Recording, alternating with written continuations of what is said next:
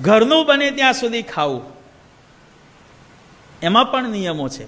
ઘરનું પણ આડીધડ ના ખવાય, બધું લીગલ થયા પછી પણ. જ્યારે રસોઈ થતી હોય ત્યારે રસોઈ કરનારના જેવા વાણી વર્તન ને વિચાર હોય એની અસર એ અનાજ ઉપર પડતી હોય છે. ઘણા પૂછે કે અમારા ઘરમાં કજિયા મટતા જ નથી, કે આખો દાડો કચકચ ચાલુ જ પડી હોય, કે પતિ પત્નીને સાસુ વહુને બધાને, કે દેરાણી જેઠાણીને બધાને. એને અમે એક જ સલાહ આપીએ છીએ,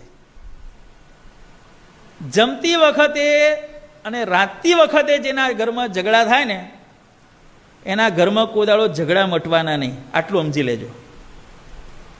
અને જેના ઘરમાં રાતતી વખતે અને જમતી વખતે ઝઘડા ન થાય તો બીજા ટાઈમમાં પણ ઝઘડા થાય